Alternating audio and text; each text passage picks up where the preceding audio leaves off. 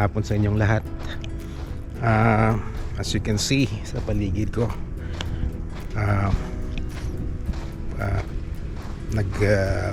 puno ng yelo. A few days ago there was a what's called a winter storm na nangyari dito. It started on Friday hanggang kahapon, yung last day ng storm. And then this morning, ngayon lang araw lang actually umakyat yung temperature back into the 40 degrees Fahrenheit. So kaya medyo nag-umpisa na mag-melt down yung snow. So hindi na ganun soft na. As you can see, hindi na siya parang snow na siya. Hindi siya matigas na yelo.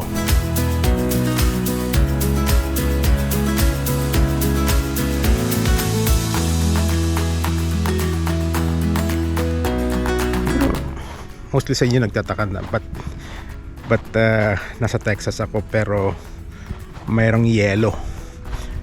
Kasi I think karamihan yung impression nila pag sabing Texas, yung pumapasok sa imagination nila or natin is mainit doon, desert, so may mga cowboys, pero ba't ganito? Ba't may yelo?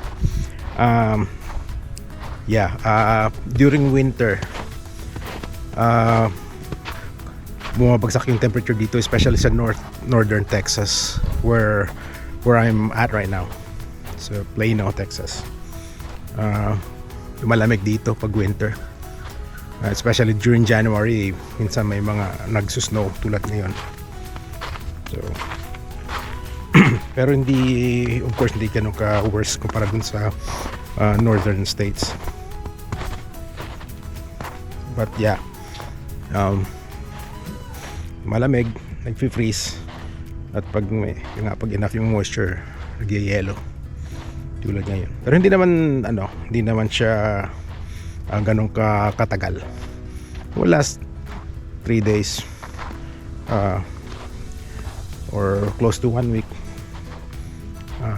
Pero ganun talaga yung temperature dito yung weather dito sa Texas. Very unpredictable. At saka yung weather very unpredictable. Tulad ito last 2-3 days ago, may warm, tapos bigla na lang bumagsak yung temperature, significantly bumagsak, kaya nagka-yelo. Tapos ngayon umakyat uli. So and I think will be in 60 degrees yata this on Thursday, or 50 degrees or 50 to 60 degrees, so medyo warmer. So yeah, ganito dito sa northern Texas. Unpredictable yung weather. Sabi nga nila 4 seasons can happen in just one day dito sa Texas.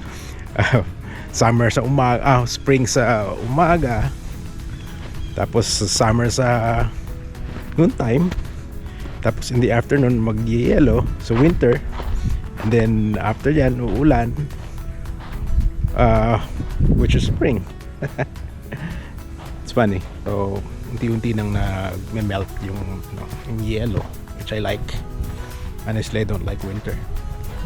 Nung bago pa ako dito, I get very excited pag lumalamig na yung panahon, especially pag meron ng snow.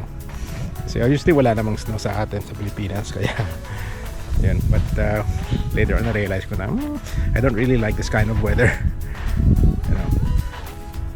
Kasi masakit sa kamay, sa balat yung lamig.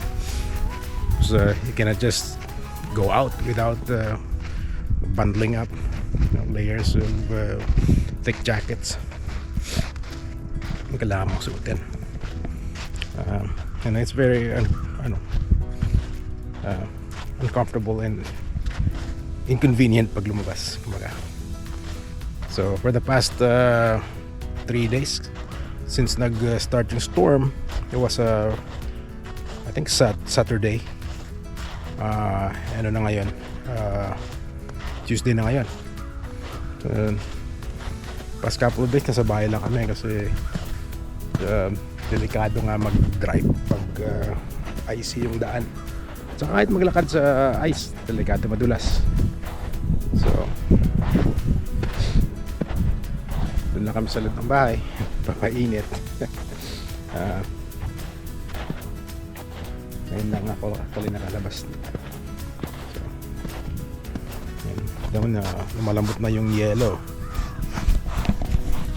Ano na siya? Powder na siya. Yan. Hindi na siya matigas.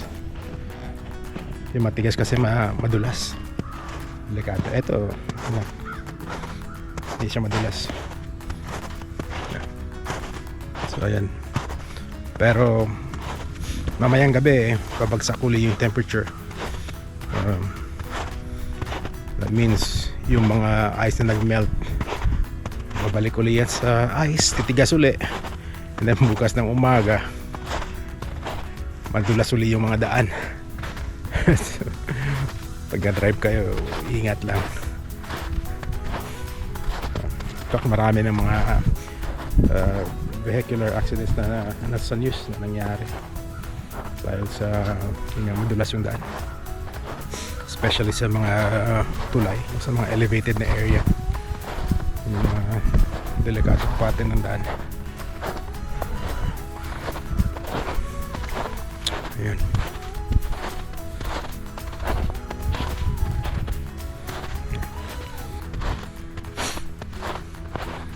So ayun mga folks, hope you can follow me on YouTube or Facebook or sa mga social media.